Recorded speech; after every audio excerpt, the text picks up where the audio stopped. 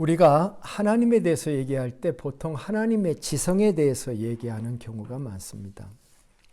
그러나 오늘 기록된 말씀을 통해서 우리는 하나님의 감성에 대해서, 하나님의 감정에 대해서 이야기하고자 하는 것입니다. 오늘 말씀의 제목인 예배자에 대한 하나님의 마음, 이 마음은 그 감성을 표현한 말일 수 있겠죠. 사실 인간의 정신활동을 지정의라고 나눈 것은 서양 철학입니다. 이들이 근원을 따라 올라가 보면은 아리스토텔레스까지 올라가는데요. 아리스토텔레스는 지성과 의지, 이 두 가지를 말했습니다. 이게 인간의 중요한 정신활동이다, 이렇게 처음에는 얘기를 했죠. 그것이 고대나 서구의 정신적인 철학적 전통으로 내려와서 지정의가 나중에 만들어지는데요. 18세기 들어와서 지정의, 이 세 가지가 이제 표현되기 시작했습니다. 그때까지는 감정은 지성 속에 들어가 있는 그런 약간 질이 낮은 지적 활동이다, 이렇게 생각을 했는데 점점 감정이 별개의 감정이다 라고 생각을 하고 독립성을 인정하는 그런 경향으로 바꿔지기 시작한 겁니다. 그러다가 라이프니츠 볼프 학파에 속하는 테텐스라고 하는 사람이 지정의라고 하는 것을 명확하게 확립을 한 것이 18세기다, 이렇게 생각하시면 되겠습니다. 어떤 사람은 하나님의 지성에 대해서 이렇게 표현했더라고요.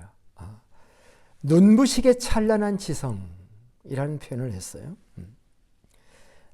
우주가 틀어지지 않도록 미세한 조정으로 잡고 계시는 분이시고, 하늘과 구름과 바다와 살아있는 만물을 창조한 분이시며 그것들을 지금도 운행하고 계신 눈부시게 찬란한 지성이라고 표현을 했습니다. 그렇습니다. 하나님의 지성은 뛰어납니다. 성경은 하나님의 지성에 대해서 측량할 수 없는 하나님의 지혜와 지식에 대해서 찬양을 하고 있습니다. 로마서에서도 그런 말씀을 하고 있죠. 그런데 저는 하나님의 감성에 대해서 더 궁금합니다. 우리가 생각보다 하나님의 감성이 참 깊은 것이 아닌가. 측량할 수 없는 감성 지수를 가지고 계신 하나님이라고 생각을 해보는 거예요. 저는 하나님의 감정도 알고 싶습니다. 어떤 사람과 사귄다고 할 때 그 사람의 지성만 아는 것으로는 부족하죠. 그가 어떤 감정을 가지고 있는가. 하나님의 감정을 알고 싶고 느끼고도 싶습니다. 하나님의 감정을 제대로 알아야만 하나님을 더 섬길 수 있고 사랑할 수 있고 하나님과 올바른 릴레이션십을 가질 수 있지 않게 된가, 그렇게 생각을 하는 것입니다. 그래서 제가 로마서를 감정선으로 읽으려 하는 것입니다. 로마서를 읽어보면 놀라운 하나님의 감정선도 읽을 수 있다고 생각합니다. 지난 시간에 저는 하나님의 감정을 두 가지로 얘기했습니다. 첫째는 하나님의 복음이라고 하는 단어에서 보았죠. 좋은 소식을 주시는 하나님, 좋은 것을 좋다고 말씀하시는 하나님의 감정에 대해서 말했습니다. 하나님은 천지를 창조할 때 그 감성을 표현하셨습니다. 6일 동안 천지와 바다와 만물과 생물을 창조하신 하나님은 마지막 날엔 매일 5일 동안 좋았더라 그렇게 얘기하시고 하나님 보시기에 심히 좋았더라 라고 하는 말을 마지막 6일째 하셨던 것을 기록합니다. 좋았더라라고 하는 말의 히브리어는 토브라고 하는 단어인데, 그 토브라고 하는 그 단어의 그 어근을 살펴보면 이렇게 되어 있습니다. beautiful, best, better, bountiful, cheerful, be in favor, 이런 단어가 좋았더라라고 하는 말이죠. 하나님의 미적인 감각, 하나님의 미학적 그런 감정을 잘 드러낸 것이다. 하나님은 좋은 것을 좋은 것으로 보시며 좋은 소식을 우리들에게 보내주시는 좋으신 하나님이다 라고 하는 컨셉에 대해서 말씀드렸고, 두 번째는 하나님의 사랑에 대해서 얘기를 했었습니다. 2주 동안 다른 설교자가 설교를 했기 때문에 첫 번째 설교를 잊어버리실까 봐 다시 리뷰를 지금 하고 있습니다. 사도 바울은 1장 7절에서 그렇게 말했죠. 하나님의 사랑하심을 받고. 인간이든 하나님이든 우리의 감정의 최고봉은 사랑인 것 같습니다. 여러분 동의하시겠습니까? 그런데 이 사랑의 감정은 지성이나 의지로는 다 설명이 되지 않지 않습니까? 이것은 우리의 감정과 하나님의 감정과 연결되어 있는 것입니다. 로마서 1장 7절은 바울이 간접적으로 설명을 했지만 하나님의 감성에 대해서 사랑을 주시는 분, 그리고 사랑을 베푸시는 분이라고 말하고 있다는 것입니다. 그리고 그 사랑의 핵심이 무엇이냐? 우리를 성도로 불러주신 것으로 바울은 이해했다.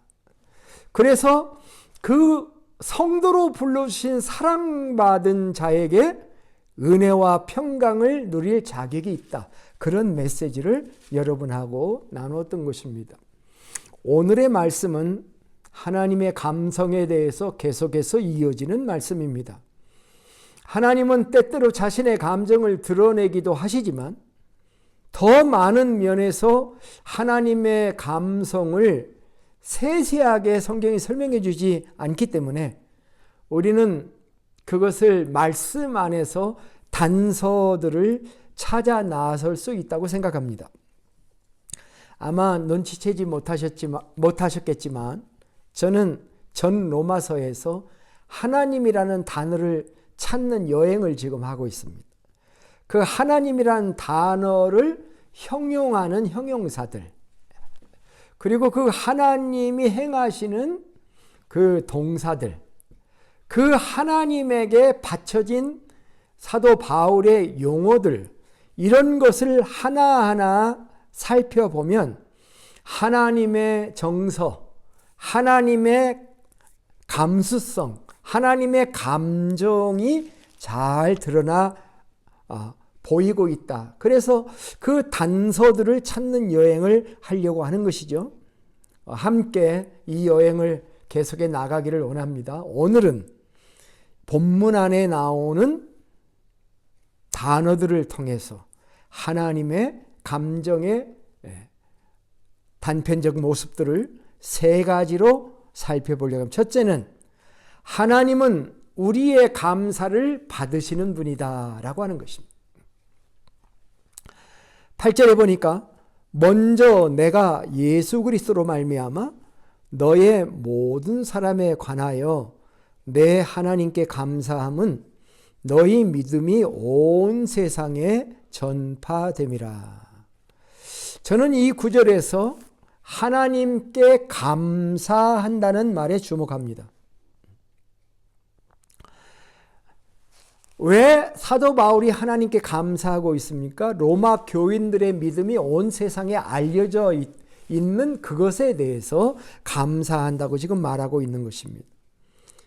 인간이 하나님께 할 수 있는 행위 중에 가장 원초적인 것이 무엇일까요?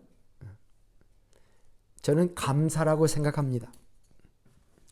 우리가 좋은 일을 경험하거나 하나님의 은혜를 경험하거나 말씀을 깨닫거나 하나님께서 나를 향해서 어떤 뜻을 가지고 계신 것을 발견할 때 우리는 감사하게 됩니다. 그런데 이렇게 생각해 봅시다. 우리가 감사를 하는데 감사를 받으시는 하나님은 어떤 하나님이실까? 그 하나님이 감사를 받으시는 감사의 감성을 가지고 계신 하나님일까 하는 생각을 해보게 되는 것입니다. 창출 내민신 모세 오경에서 감사라는 단어를 검색을 해보니까 레위기 22장 29절에 이런 표현이 있더라고요. 너희가 여호와께 감사 제물을 드리려거든 너희가 기쁘시게 받으심이 되도록 드릴지며 그랬습니다. 자, 이 구절에서 느낄 수 있는 게 무엇입니까? 하나님이 감사를 기뻐하신다라고 하는 컨셉이 이 속에 들어 있습니다. 감사의 대상이 되신 하나님은 감사의 감수성도 가지고 계신 하나님입니다. 그는 감사를 감지하고 이해하고 그 감사를 흡족해 하시고 기뻐할 수 있다라고 하는 그런 감사를 받으시는 하나님이십니다.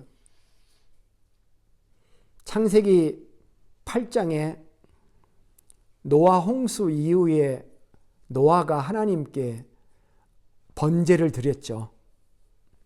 번제를 드릴 때 8장 20절부터 22절을 보니까 이렇게 기록했어요. 노아가 여호와께 제단을 쌓고 모든 정결한 짐승과 모든 정결한 새 중에서 제물을 취하여 번제로 제단에 드렸더니 여호와께서 그 향기를 맡으시고 그 중심에 이르시되 중심에 이르는 것을 이 창세기 기자는 어떻게 알았을까요?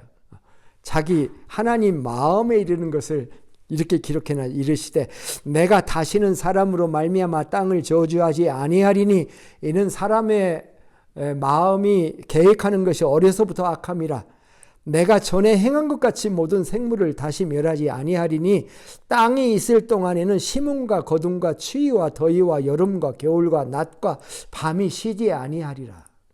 이 뒷부분은 감사를 받으시고 향기를 받으시고 흡족해 하시면서 그 감사함의 결과로 이제는 땅을 저주하지 않겠다. 좋은 생각들이 나오는 거잖아요. 땅을 저주하지 않겠다. 그리고 생물을 다시 멸하지 않겠다. 그리고 계속해서 이 지구가 잘 돌아가도록 내가 해야 되겠다. 이런 아이디어가 어디서 나왔습니까?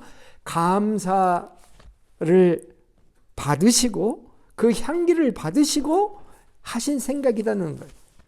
자, 무슨 말을 지금 제가 하고 있는 것인지를 아시겠죠? 하나님은 감사의 감성을 가지신 하나님이시다라고 하는 거예요. 우리가 하나님께 감사를 합니다. 감사의 찬양도 하고 감사의 예물도 드립니다. 그런데 이것이 하나님의 리스폰스가 없이 그냥 우리가 드리는 것이라고 생각하면 우리가 드리는 모든 신앙 행위들이 얼마나 무의미하고 건조하게 느껴지겠습니까? 그런데 우리가 하나님께 감사하는 감사를 하나님이 받으실 수 있는 감사의 감정을 가지고 있다고 하는 것. 아침에 일어나서 하루의 생명 주신 것을 감사합니다. 요새는 제가 이 기도를 하고 있습니다. 먹을 양식 주심도 감사합니다. 우리는 감사를 하나님께 드릴 때 아무런 감정이 없는 하나님께 감사하는 것이 아닙니다. 허공에 대해서 감사하는 것이 아니에요. 오히려 최고의 감성 지수를 가지고 계신 하나님께 감사를 하고 있다는 것입니다. 할렐루야. 하나님은 놀랍게도 로마서 1장 후반에 보면은 하나님은 우리의 감사를 원하신다라고 기록되어 있다는 사실입니다.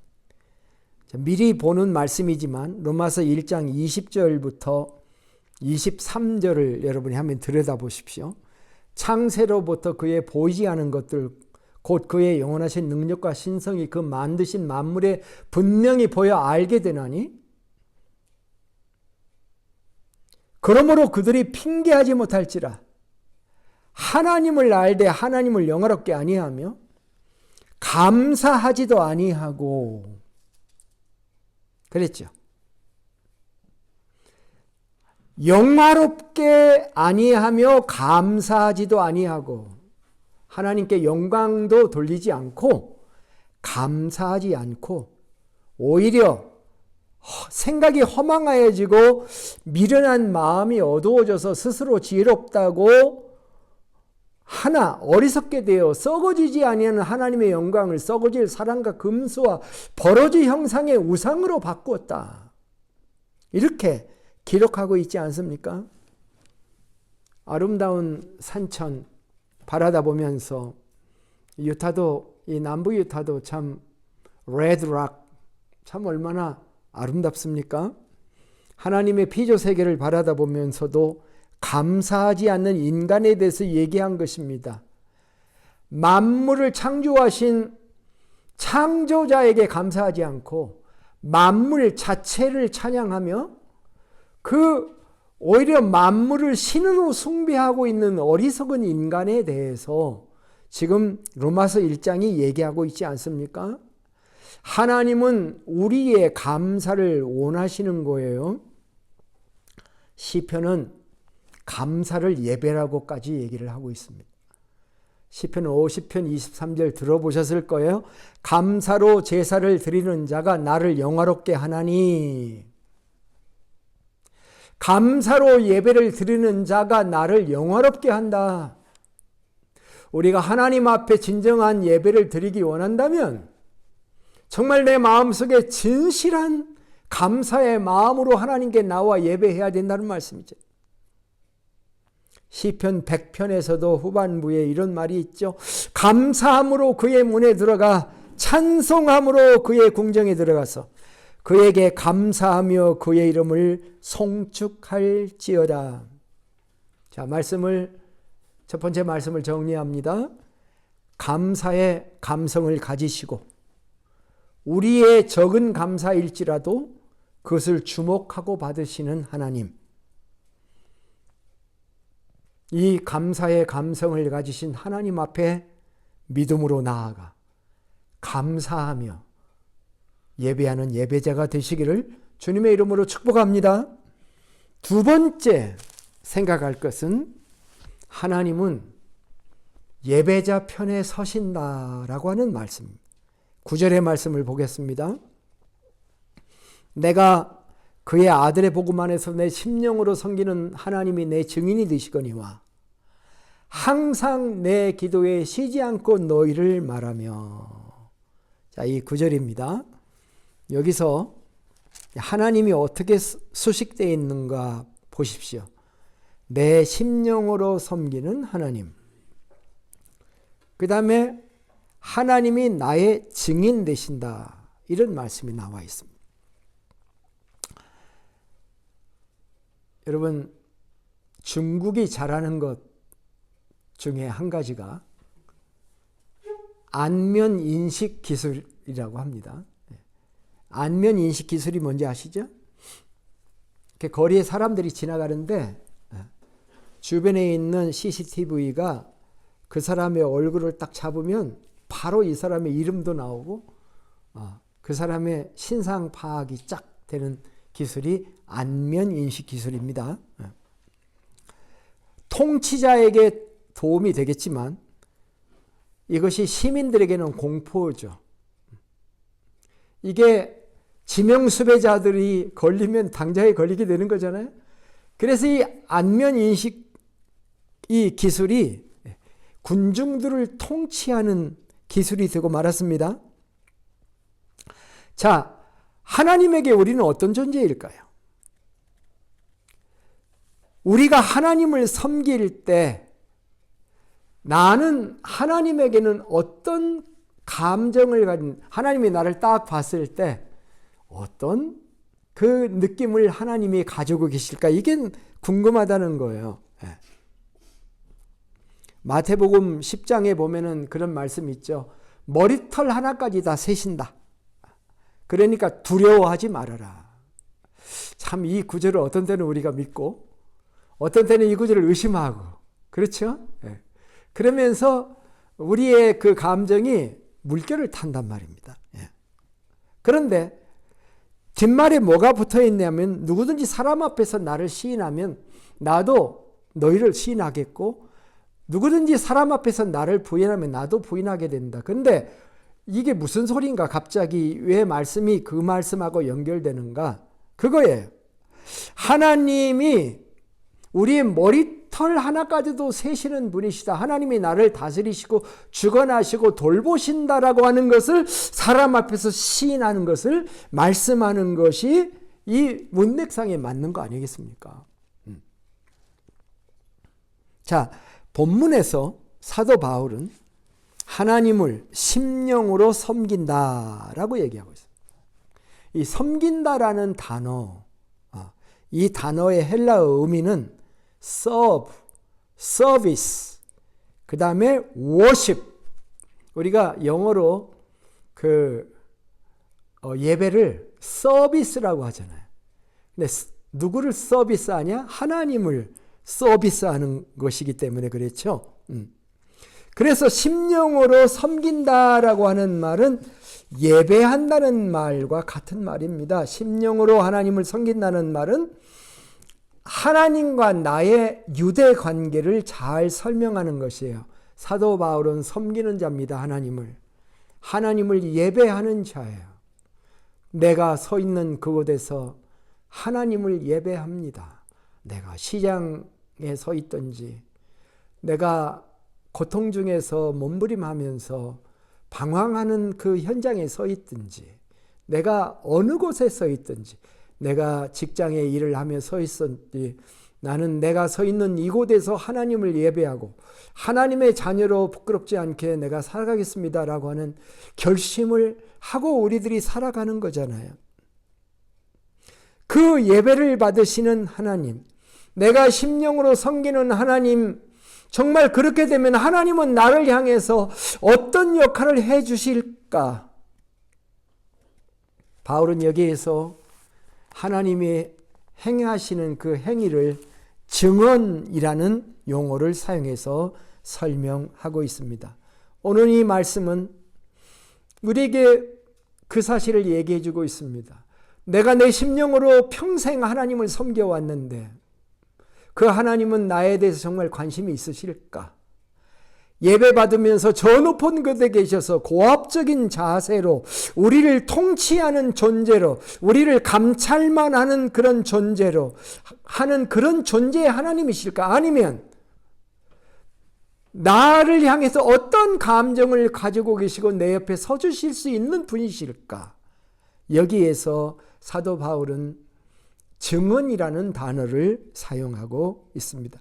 내가 심령으로 섬기는 그 하나님이 내 증인이 되시느니라. 이렇게 말하고 있다라고 하는 것입니다. 하나님은 어떤 것을 증언해 주실까요? 오늘 본문의 문맥상 얘기는 사도 바울의 기도를 증언해 주신다 하는 그런 말씀이잖아요. 내가 너에게 나아가기를 쉬지 않고 원했고 그것을 기도하였다. 그런데 하나님이 내 증인이시다. 사도 바울은 하나님을 나의 증인이 되시는 분으로 이해하고 있다라고 하는 것입니다. 저는 이 구절에서 무엇을 느꼈냐고 하면 인간의 섬김을 받으신 하나님의 인간 섬김이라고 생각을 했습니다. 이게 상호 작용인 것이죠. 우리는 구름같이 허공에 떠 있는 구름같이 하나님을 예배하는 자들이 아니라 그 예배를 받으신 하나님은 우리 곁에 계셔서 감성과 인격을 가지시고, 하나님을 인격이라고 말하면 하나님을 인간으로 말하는 셈이기 때문에 무엄한 용어라고 생각을 해요. 하나님의 신격이라고 해야지. 그죠? 그 하나님의 신격과 그 감성이 예배만 받으시는 분이 아니라 내 심령으로 섬기는 그 하나님은 내 곁에 서서 나의 모든 것을 보시며 나를 위트니스 해주시는 그런 하나님이시고 우리 곁에 서주시는 하나님이시다라고 하는 겁니다. 증인이라는 단어는요, 그냥 쓰는 용어가 아닙니다. 이 증인이라는 단어는 법적 용어예요. 법정에서 서는 증인을 얘기하고 있는 것입니다. 네. 마르투스라고 하는 이 증인이라는 용어는 당시에도 법정 용어라고 하는 것입니다. 오늘날 수많은 사람들이 법정에서도 거짓 증언을 합니다. 자신에게 유불리를 따져보고 유리하면 증언하고 불리하면 침묵을 선택하고 더 극악하게 나아가면 거짓 증언까지도 마다하지 않는 것이 이 요지경의 세상의 법정입니다. 그러나 하나님의 증언은 뭡니까? 본자가 하는 게 증언이죠. 위트니스라고 하는 것을 보지 않고 할 수 없는 것이죠. 성경은 하나님의 증언에 대해서 우리에게 말씀을 해주는 부분이 참 많습니다. 예를 들면 요한계시록 2장에 소아시아 7교회에 증언할 때 첫 번째 나오는 교회가 에베소 교회인데, 에베소 교회에 증언할 때 이렇게 얘기합니다. 하나님이 에베소 교회 그 지도자에게 이렇게 얘기합니다.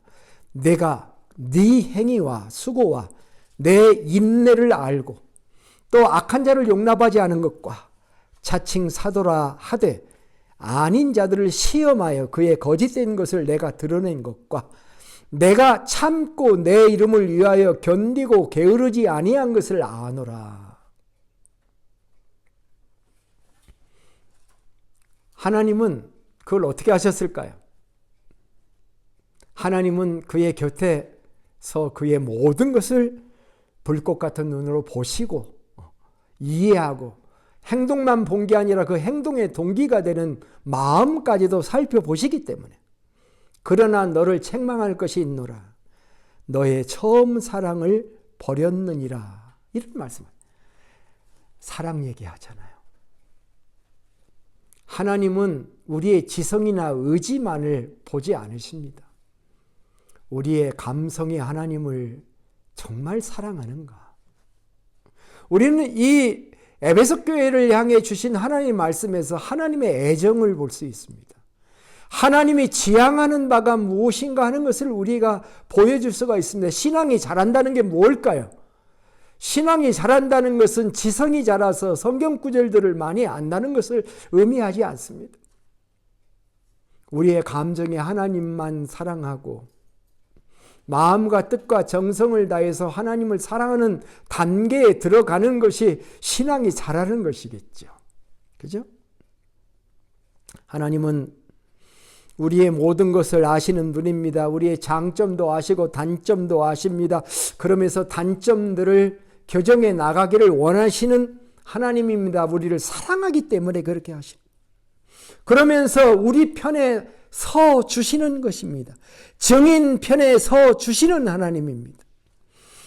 그분은 우리의 예배를 받으실 뿐만 아니라 우리를 그렇게 섬겨주시는 하나님이시기도 하다는 것입니다.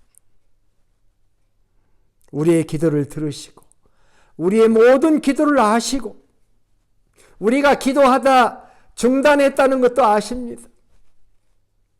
우리의 모든 것을 아시고 때로는 당장에 성취해 주시지는 않으시지만 더 큰 것으로 채워주실 마음을 가지고 계시고 우리의 기도를 경청하시는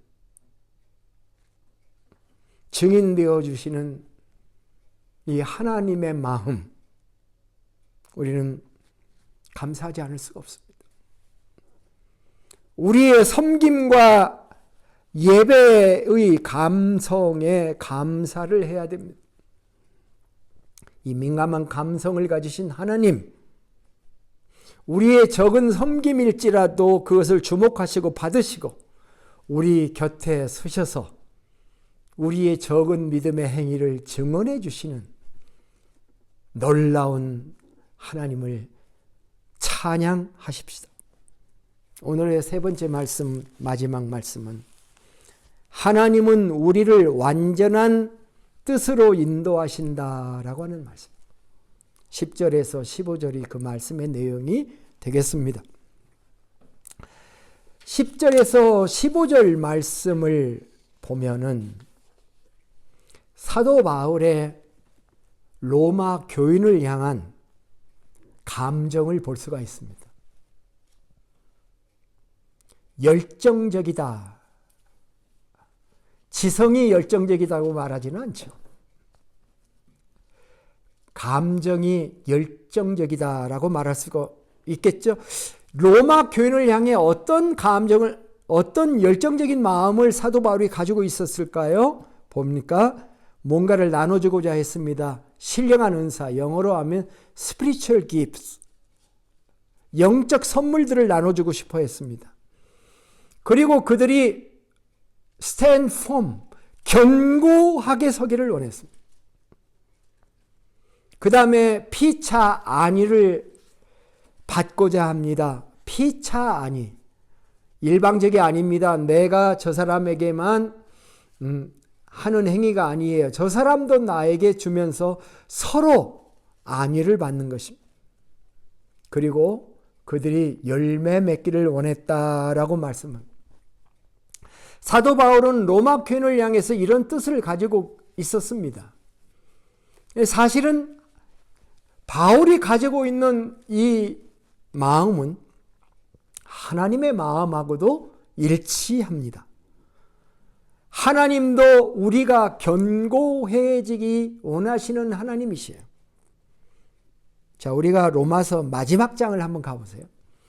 로마서 마지막 장의 세 구절을 제가 읽을 거예요. 이렇게 기록되어 있습니다. 16장 25절로부터 27절에 보면은 나의 복음과 예수 그리스도를 전파함은 영세전부터 감추었다가 이제는 나타난 바가 되셨으며 영원하신 하나님의 명령에 따라 선지자의 글로 말미암아 모든 민족이 믿어 순종하게 하시려고 알게 하신 바 그 신비의 계시를 따라된 것이니, 그 다음 말에 주목하십시오. 이 복음으로 너희를 능히 견고하게 하실 지혜로우신 하나님께. 이 복음으로 너희를 능히 견고케 하실 지혜로우신 하나님. 하나님은 지혜로우신 분인 거 맞죠? 그런데 하나님이 우리를 어떻게 견고하게 하시는가? 복음이면 됩니다. 거기에 행위 따르지 않아도 됩니다. 복음이 우리를 견고하게 한다. 이게 하나님의 지혜다 라고 얘기를 하고 있는 것이, 물론 우리 그리스도인들의 행위를 바로 해야 됩니다. 그러나 행위에 의해서 구원받는 게 아닙니다. 우리가 에베소서 2장 8절 9절을 암송할 때 너희가 그의 은혜를 인하여 믿음으로 말미암아 구원을 얻었나니 이것이 너에게서 난 것이 아니고 하나님의 선물이라 행위에서 난 것이 아니니 이는 누구든지 자랑치 못하게 하려 함이라.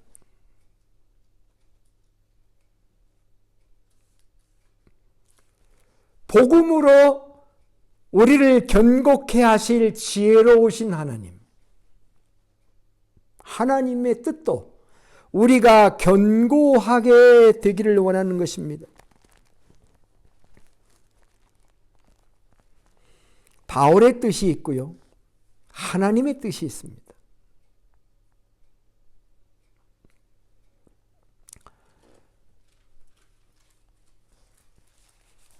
바울의 뜻과 하나님의 뜻이 충돌하면 어떻게 될까요? 다르면 어떻게 될까요? 어떤 뜻이 이루어져야 되나요? 자, 예수님이 겟세마네 동산에서 기도할 때 나의 뜻이 있고 아버지의 뜻이 있었습니다. 내 뜻하고 아버지의 뜻이 달랐습니다. 그때 나중에 예수님이 굴복하죠. 내 뜻대로 마시고 아버지 뜻대로 되기를 원합니다. 더 큰 아버지의 뜻을 기대하고 바라다 봤죠. 사도 바울이 로마 교인들에게 애정이 있었습니다. 그래서 영적 선물도 주고, 그리고 그들을 견고하게 해주고 싶기를 원하고, 그들을 만나서 피차 안위, 그 안위라는 영어 단어를 보니까 encourage예요. 서로 격려가 필요해요. 목회자도 격려가 필요하고 성도도 격려가 필요합니다. 전도자도 격려가 필요하고 피전도자도 마찬가지예요. 이런 애정을 가지고 있는데 로마에 가야 할 수 있는 거 아닙니까? 그런데 이게 안 됐던 거예요. 13절로부터 15절을 보세요. 형제들아, 내가 여러 번 너희에게 가고자 한 것을 너희가 모르기를 원하지 아니하노니 이는 너희 중에서도 다른 이방인 중에서와 같이 열매를 맺게 하려 함이로되 지금까지 길이 막혔도다. 헬라인이나 야만인이나 지혜 있는 자나 어리석은 자에게 다 내가 빚진 자여서 빚 갚으러 가서 복음을 전해야 되는데 할 수만 있는 대로 로마에 있는 너에게도 나아가서 복음을 전하기를 내가 원하는데 길이 막히네. 길이 막혀. 자, 내 뜻은 이런데 그 뜻이 이루어지지 않고 있다. 지금 이렇게 얘기하고 있지 않습니까? 바울의 기도가 응답되지 않은 것처럼 보이죠? 여러 번 너에게 나아가자고 했는데 안 됐다. 번번이 막혔다.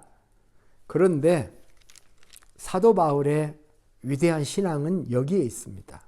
뭐냐면 자기의 뜻이 여러 번 막힘에도 불구하고 사도 바울은 낭망하지 않으면서 이렇게 얘기합니다.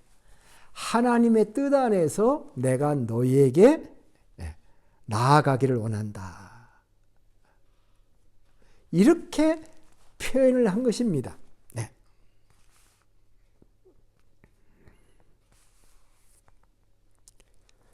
이것이 사도 바울의 위대한 신앙의 10절에서 그렇게 말했죠. 어떠하든지 이제 하나님의 뜻 안에서 너희에게 나아갈 좋은 길을 얻기를 구하노라. 마치 예수님이 아버지의 뜻이 이루어지이다 라고 한 것처럼 사도 바울도 자기의 뜻은 로마에 빨리 가서 순회 전도자로서 복음을 전하기 원했지만 번번이 하나님이 어떻게 막으셨는지는 설명이 안 돼 있어요. 어떤 일로 하나님이 막으셨는지 설명이 안 돼 있지만은 여전히 자기의 뜻이 안 될지라도 하나님의 뜻 안에서 너희에게 나아갈 좋은 길 얻기를 구하노라. 이렇게 10절에서 말씀을 남겼다고 하는 사실입니다.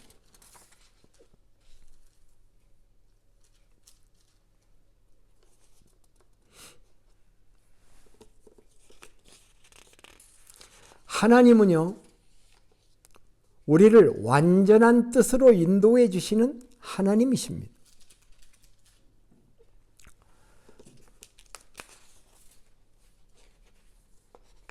바울은 바울의 뜻과 하나님의 뜻, 이 두 가지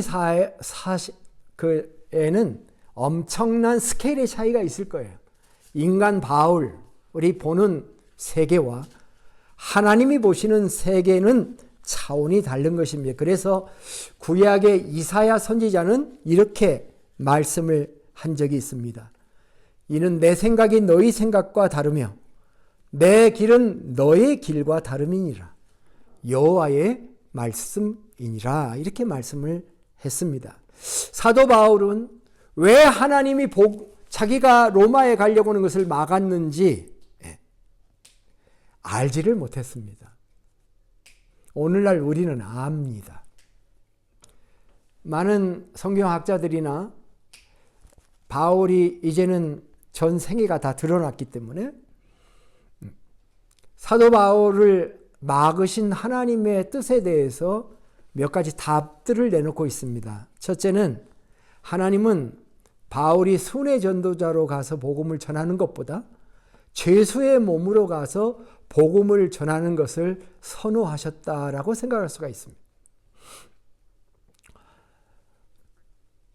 순회 전도자로 가서 일정 기간만 있다 돌아오는 것보다도 복음을 위해 자기의 생명을 바친 순교자의 삶을 살아가는 것이 하나님의 뜻이었다라고도 볼 수가 있겠습니다. 어떤 관점에서는 성경을 기록한 우리 신약 성경에 사도 바울의 서신이 많죠. 사도 바울이 쓴 서신을 13권이냐 14권이냐 신학자들이 논쟁을 하고 있지만, 히브리서가 들어가느냐 말아야 되느냐 거기에 대한 논쟁이 있지만, 사도 바울의 서신 속에 옥중 서신이라는 게 있죠.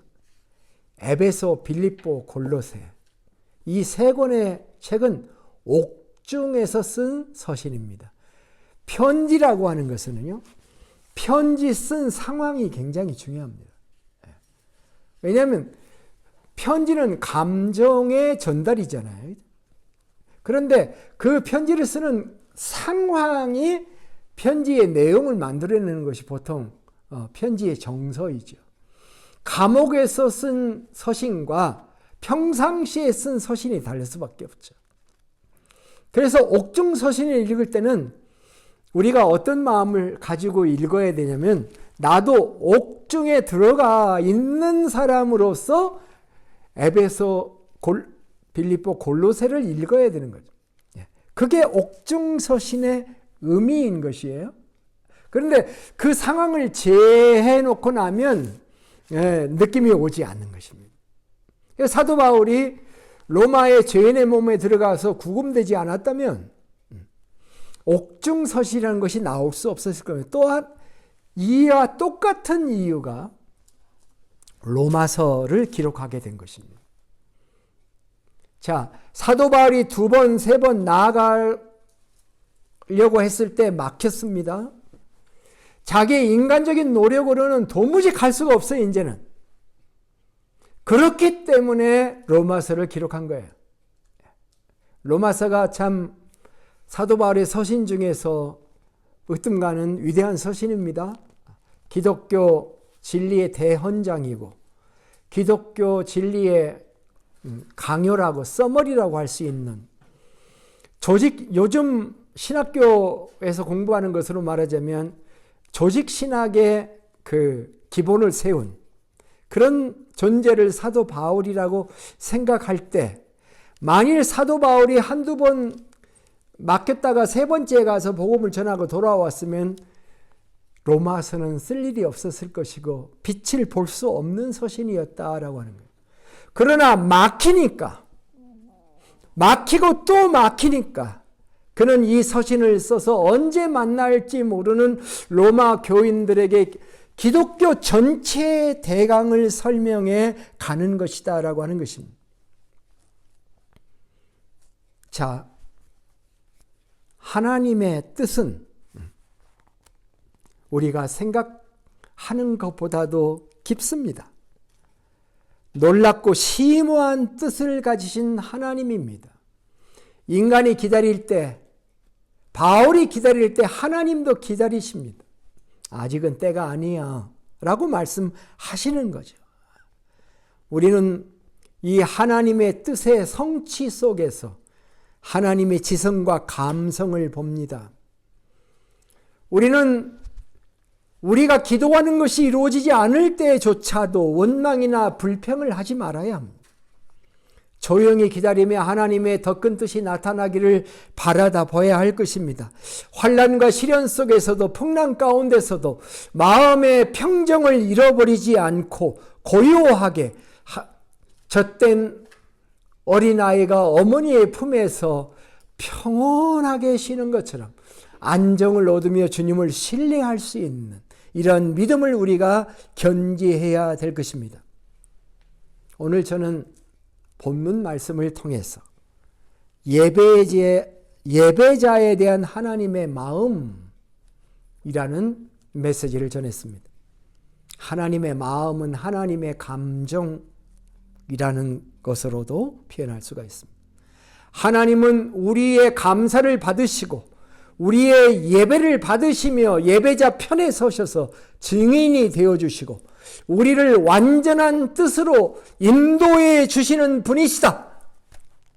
이것이 오늘 말씀의 서머라이즈입니다. 그 마음의 움직임을 우리가 바라다 보면서 이것이 하나님의 마음이다. 예배자를 향한 하나님의 마음이다. 이 생각은 우리들에게 평안을 줍니다.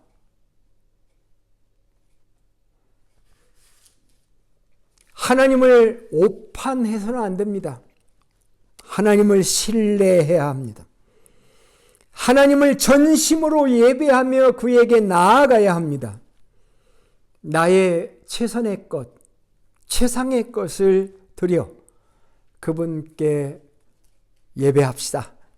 시편 50편 22절 23절 하나님을 잊어버린 너희여 이제 이를 생각하라.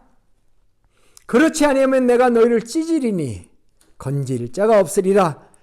감사로 제사를 드리는 자가 나를 영화롭게 하나니 그의 행위를 옳게 하는 자에게 내가 하나님의 구원을 보이리라. 많은 시간 동안 저는 그의 행위를 옳게 하는 자라는 단어를 앞에 구절과 단절해서 읽었습니다. 근데 이 구절을 하나로 읽어보니까 그 말이 아니었습니다. 행위를 옳게 하는 것이 뭐냐? 감사로 하나님을 예배하는 것입니다. 바로 그것이 그의 행위를 옳게 하는 것입니다. 감사로 예배하는 자에게 내가 구원을 보이리라고 말씀을 한 것입니다.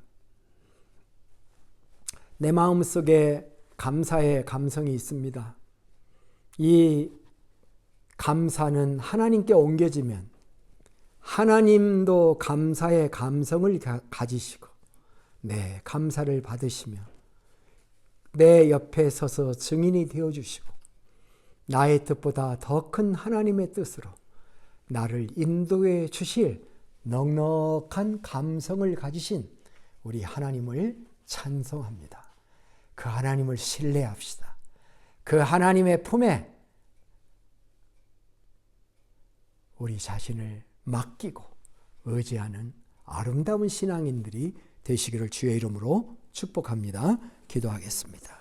하나님 아버지, 오늘도 하나님을 배우게 해주셔서 감사합니다.